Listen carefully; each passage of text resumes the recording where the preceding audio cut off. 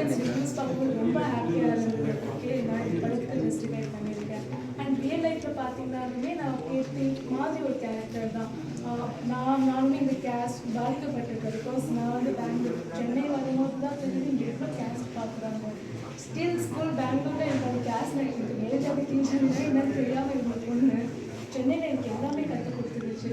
So இந்த படம் ரொம்ப சொசைட்டிக்கு தேவையான ஒரு படம். கண்டிப்பாக பேரண்ட்ஸோட வந்துருக்காங்க. இந்த ஜென்ரேஷன் எல்லாமே ஓகே தான், பட் பேரண்ட்ஸ்னால ஜாதி திணிக்கப்படுறாங்க. அது ரொம்ப ராங் இன்ஃப்ளூயன்ஸ் ஆகுது சொசைட்டி மேலே. எவ்ரி இண்டிவிஜுவல் அதாவது பாதிக்கிறாங்க. அதை நானுமே பாதிக்கிறோம் ஒரு கேஸ்ட்னாலுமே. ஏன்னா எனக்குமே ஒரு ஆப்பர்ச்சுனிட்டி மிஸ் ஆகுது. அவங்க சர்டின் குரூப் ஆடியன்ஸ் மட்டும் தான் அவங்க சான்ஸ் தராங்க. இதெல்லாம் ரொம்ப ராங்காக இருக்குது. இதெல்லாம் யார் கேட்க போகிறாங்கன்னு எனக்கு தெரியல. மைபி மீடியா பீப்புள் நீங்கள் தான் ரொம்ப பவர்ஃபுல்லானவங்க. ஏன்னா எங்கள் ஃப்ரெண்ட்ஸ் யாரும் பேச போகல. சொன்ன மாதிரி நெக்ஸ்ட் செக்டர் மீடியா பீப்புள் தான் ஆடியன்ஸை ரீச் பண்ணுறீங்க. ஸோ ராங்காக இதெல்லாம் இருக்கிறது மக்களுக்கு ரீச் பண்ணணும்னு ஆசைப்பட்டேன். Thank you so much. என்டையர் டீமுக்கும் நான் தேங்க்ஸ் சொல்லிக்கிறேன். வெரி கம்ஃபர்டபுள் ஃபீல் பண்ணிருக்கேன் அட்ஜஸ்ட்மெண்ட்டை பற்றி சொல்லியிருந்தீங்க. ஸோ அது ரொம்ப ரிஸ்க்கு தான். ஸோ நிறையா மீடியா சோசியல் மீடியாவில் சொல்லிட்டு தான் ஒருத்தவங்க வரும்போது வந்துடுறாங்க. அதுக்கப்புறம் மீடியாவில் பேசிட்டு இருக்காங்க, நான் அவங்க டிஸ்டர்ப் பண்ணுறாரு. ஸோ நீங்கள் வந்து அந்த மாதிரி இல்லைன்னு சொல்லியிருந்தீங்க. ஸோ அதை எப்படி ஹேண்டில் பண்ணீங்க? புதுசாக வரவங்க என்ன சொல்ல வரீங்க? எப்படி என்னால் ஹேண்டில் பண்ண முடியல சார். ஜஸ்ட் இப்போ நான் ஒரு 10 ஆஃபீஸ் போனேன்னா குறைச்சிக்கிறேன். நான் ஃபோன் கால்ஸ் எடுக்க தவிர்க்கிறேன். இப்போலாம் அட்லாஸ்ட் பர்சனல் விஷயத்தை பேசுகிறாங்க. ஃபேமிலி கூட இருக்கீங்களா, இதெல்லாம் தேவை. உங்களுக்கு தேவையானது ஒரு மதிப்பு தான். ஃபேமிலி பேக்ரவுண்ட் விசாரிக்கிறாங்க.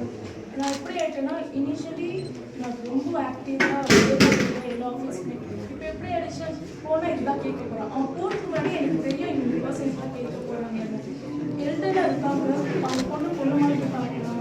இது யாருமே பார்க்கறதுக்கு எனக்கு ரொம்ப வருத்தமாக இருக்குது. சென்னை பார்க்கும்போது சொசைட்டி எது நோக்கி போயிட்டு இருக்கோம். ஒரு ஃபீமேலை மோட்டிவேட் பண்ணது நீங்கள் தான். ஒரு வெளியே வந்து நாங்கள் சம்பாதிக்கும் போது அது ஏன் நீங்கள் வந்து பாயிண்ட் பண்ணி அவங்க இன்னுமே அடுக்க பார்க்குறீங்க. கமிட்மெண்ட் அட்ஜஸ்ட்மெண்ட் அதுக்கான ஒரு செக்டர் இருக்குது. நீங்கள் போகலாம். இது எல்லாருமே பேசியாச்சு. இப்பவுமே நான் பேசுகிறேன், இன்னுமே நடக்குது. ஏன்னா அது நடந்துட்டு இருக்கா.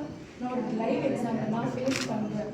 ஸோ அதை ரொம்ப எல்லாருமே ரிக்வஸ்ட் பண்ணிக்கிட்டு எல்லா ப்ரொடியூசர்ஸ்க்குமே சினிமா நடிக்கிற எல்லா பெரியவங்களுக்குமே நல்ல ஆர்டிஸ்ட்டை சப்போர்ட் பண்ணுங்க. எல்லாருக்குமே குடும்ப கஷ்டம் இருக்கும். இப்போ நான் அந்த ஆப்பர்ச்சுனிட்டி ஒத்துக்கன்னா அந்த அட்ஜஸ்ட்மெண்ட் ஒத்துக்கிற பொண்ணுக்கு அந்த ஆப்பர்ச்சுனிட்டி இருக்கும்போது அப்போ நான் என்ன பண்ணுவேன் இந்த கவர்மெண்ட்ஸ்க்காக? அதுக்காக நான் அதை பார்த்து சூஸ் பண்ண முடியாது. எல்லாருக்குமே அவங்க எத்திக்ஸான ஒரு வாழ்க்கை இருக்குது. நான் அப்படி தான் ப்ரோப்பாக இருக்கேன். நான் ப்ரௌடாக சொல்லுவேன், எங்கள் அப்பா எனக்கு நல்ல விதத்தில் வளர்த்துருக்காங்க.